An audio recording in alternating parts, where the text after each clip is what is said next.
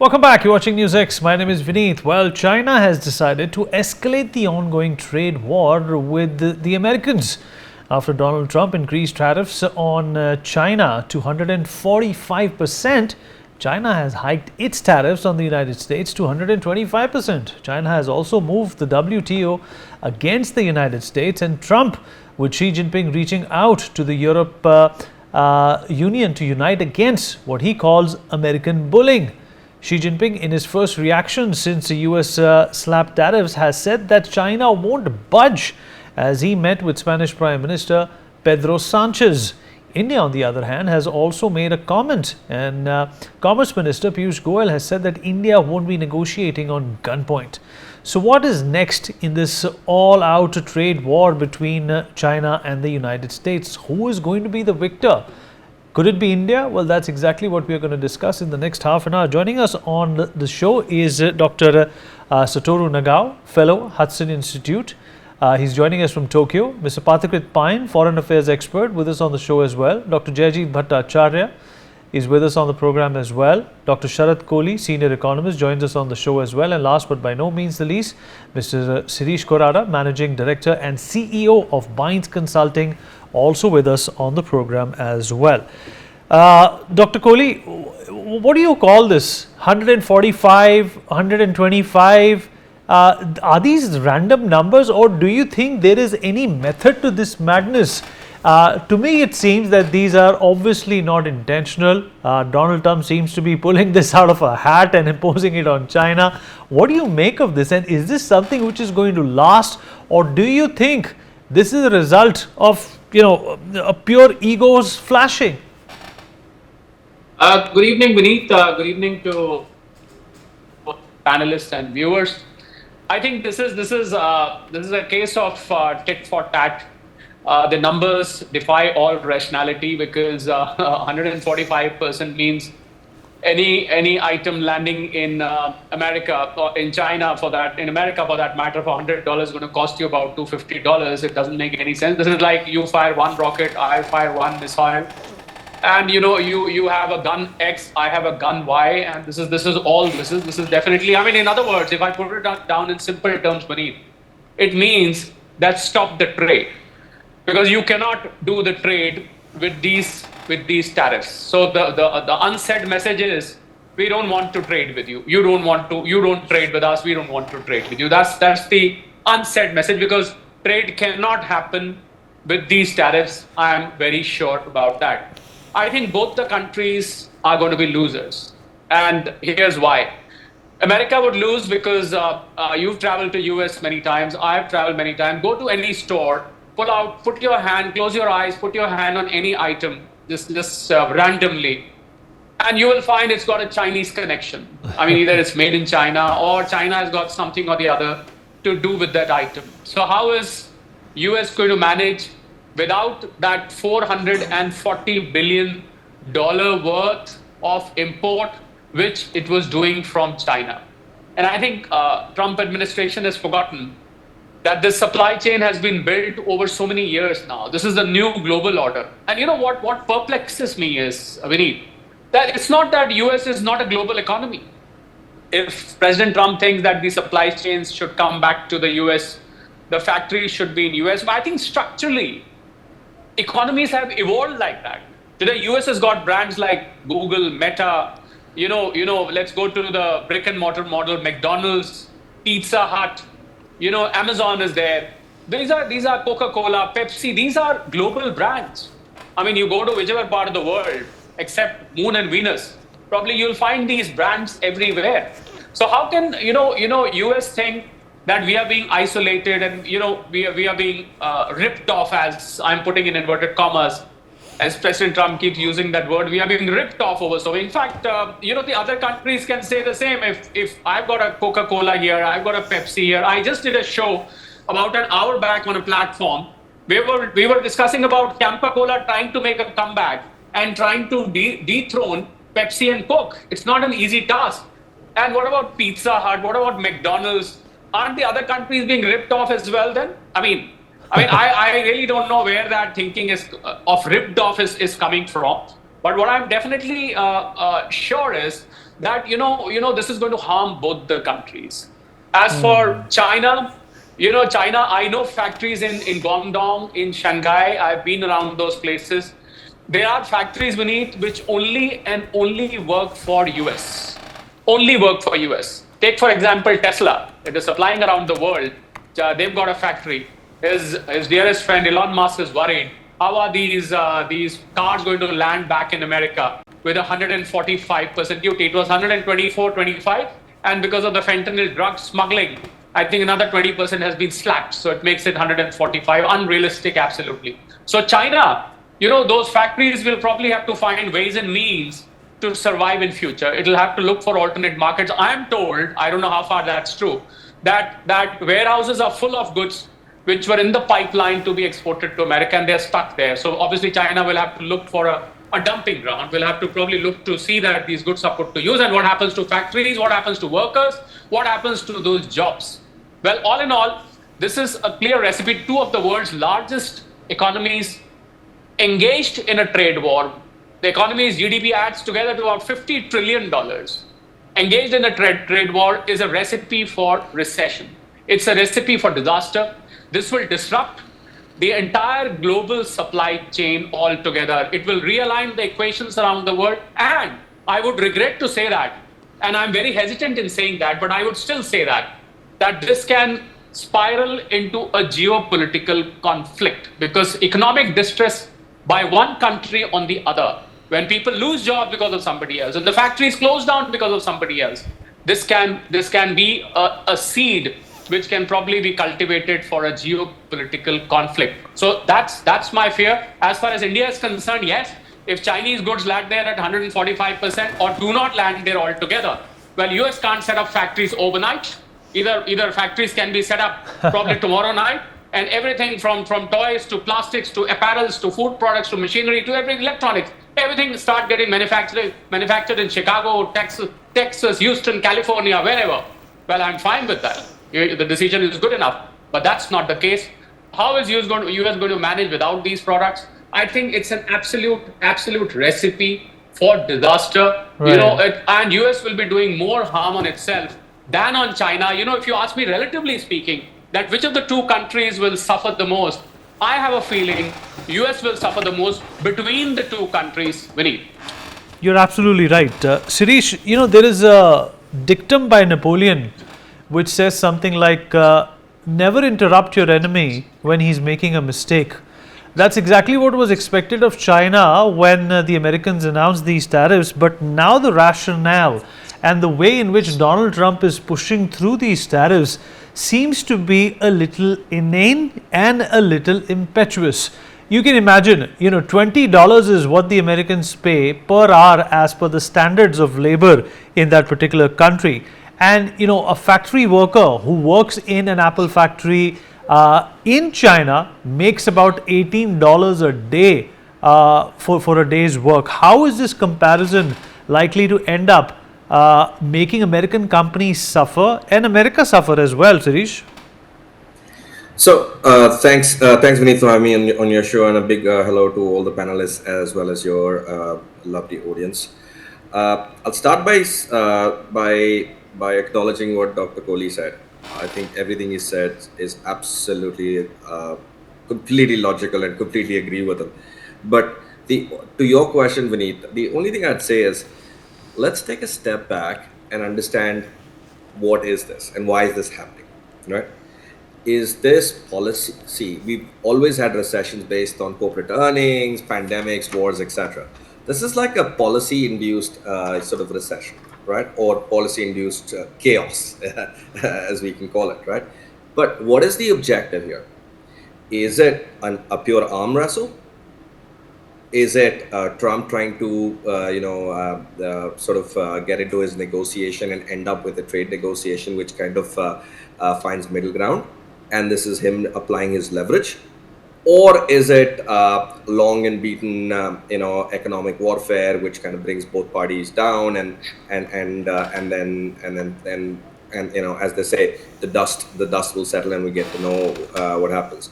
I mean, the numbers that you said, $20 an hour versus $18 per day, etc. These are absolutely right, and the economics are completely logical, right? For me, I look at it very simply as two things. One is it's about world domination and economic domination. America is trying to assert its power and make sure that it continues to be the formidable economy of the world. And what can they do to slow down China's growth and therefore, have a greater impact on the world? Trump's actually being quoted to say, he doesn't want China to make all this money because he doesn't want China to spend all those profits on building their defense forces and all of that. The second thing also is these policies have been applied and reversed and rescinded and suspended in a matter of days, right? So as a startup founder and as an entrepreneur, I'm waiting for the dust to settle, not reacting that much, because all of this I see as classic tactics. And because you came up with a nice quote, let me get back to you with a quote. There's a famous book called Art of War by Sun Tzu, and it says, in the midst of all this chaos, there will be opportunity. And I really hope that India takes advantage of this potential opportunity, wherein we can actually create alternate supply lines for the US and Europe, and bring in a lot more manufacturing to India. So I'm looking at it from a perspective of what's going to happen is quite unknown because it's very policy driven. A lot of shooting by the hip is happening. But when the dust settles, the smart people will try to find an opportunity and curate this opportunity.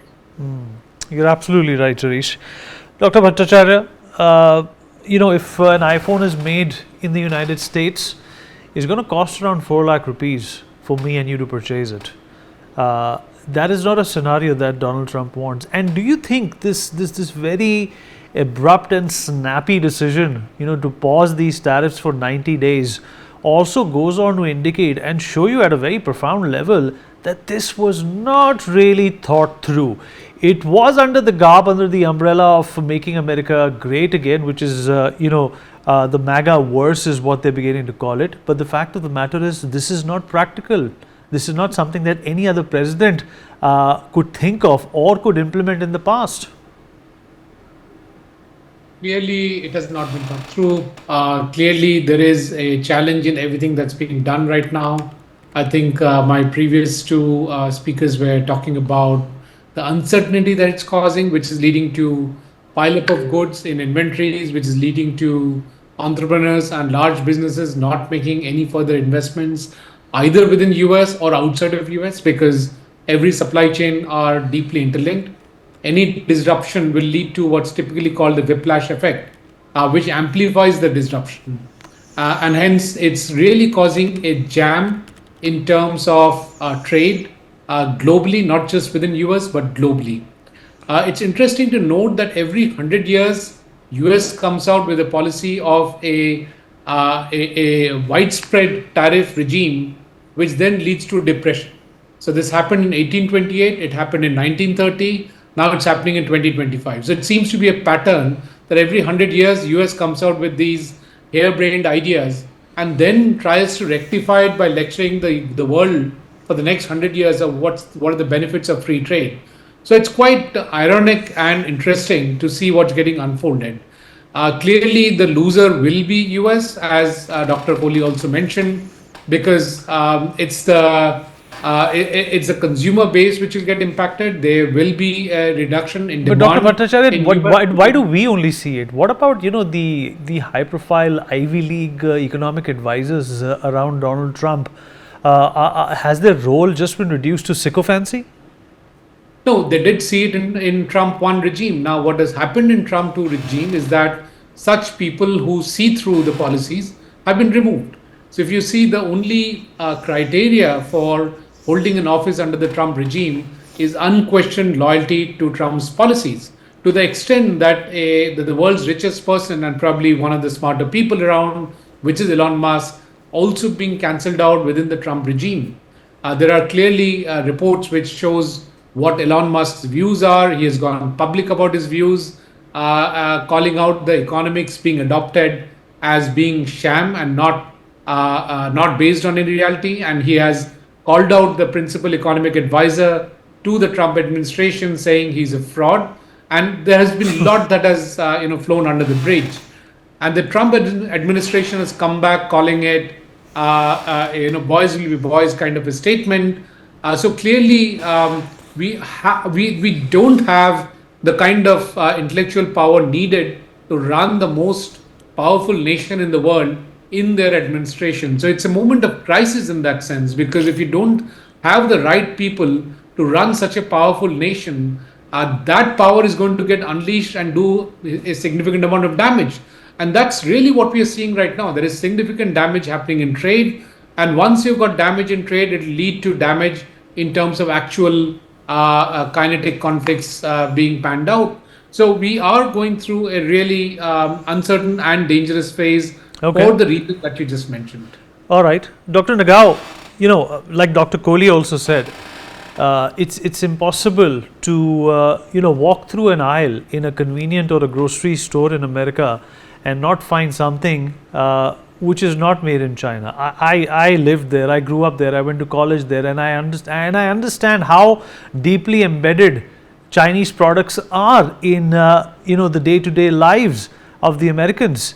It's unfathomable at this point in time that a decision like this could be reached, knowing that the Americans have this dependency on China. It's a consumer-driven economy. It's an economy which has come to a state where it's impossible for anyone to live without the Chinese products that are so prevalent in the American market. Why would Donald Trump, a seasoned businessman, take such a decision? Or do you think that's exactly the reason why he's taken such a decision? Because he thinks like a businessman, not a politician. In this case, we should remember the style of the Trump administration, diplomatic style. They try to deal with the issue in the bilateral negotiation by using the intimidation, and the deal is the goal. So that's why when we hear the intimidation of the Trump administration, everyone surprised that it's a situation always. So that's why when Trump administration start to say a little bit radical number, yes, it is radical number, but at the same time, this is intimidation. So that's why later the negotiation will happen and they will deal. So based on this, what is the interest of the Trump administration?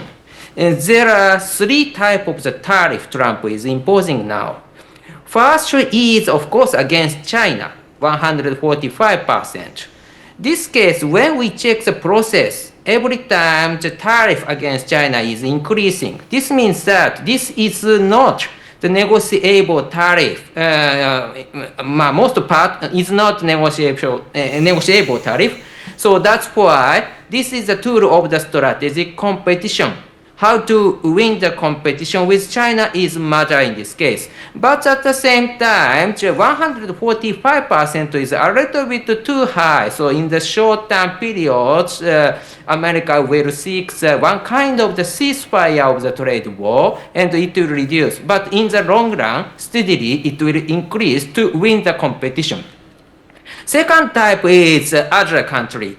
Canada, Mexico, originally 25%, but postpone.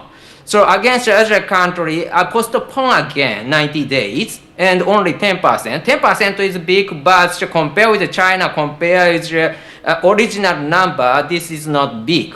Why? Because the main purpose is changing the rule of the trade. So global free trade, China get more income. In this case, US want to change the rule itself. So how to win the competition? In this case, they need to change the rule itself. And the third type of the tariff is against aluminum, iron, and car. This is different issue, but at the same time, same purpose. U.S. industry rely on service sector, not the manufacturing sector now. But they do not talk about service sector. They try to impose manufacturing sector. Why? Because this is related to the military power. So military power, why US need this military power? Because strategic competition. So all of the three tariffs lead to the Cold War with China. Cold War means that national security is priority, not the economy.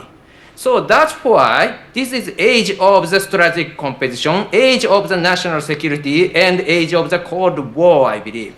All right, okay. Pathikrit, well, China has also gone to the WTO.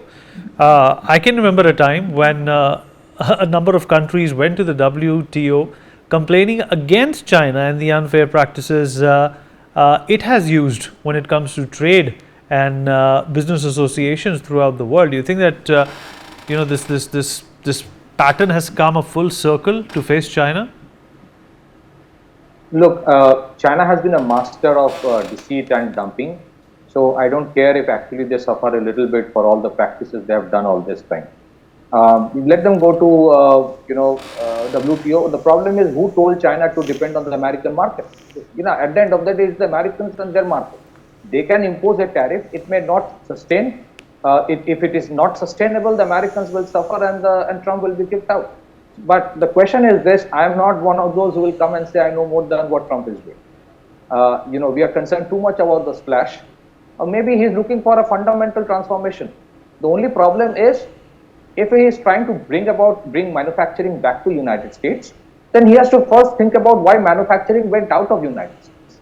That China is a manufacturing hub is not that it started from the for the last 1 million years. It was not so. It is the Americans who created that manufacturing hub in China because of the cost in United States. Now, if Trump wants to bring manufacturing back to United States, then tariff can only be a short-term measure. Eventually, he has to devalue the dollar.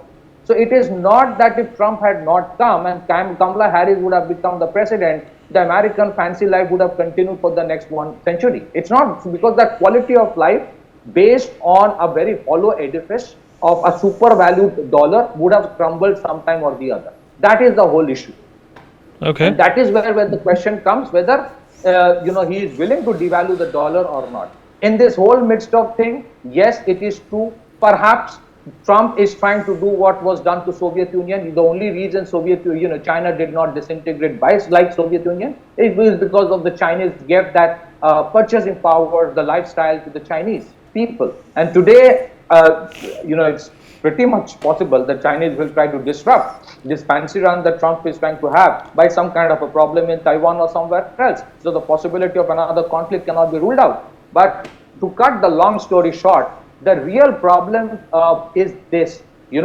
Trump is only looking for manufacturing and saying they have a trade deficit. If you look at trade as a whole, including manufacturing and services, including the money that the Amazons and the Googles and the all the others make, or the Microsofts, and the revenue they earn from their services should also be part of American export, then they have a trade surplus with every country. They don't have a deficit.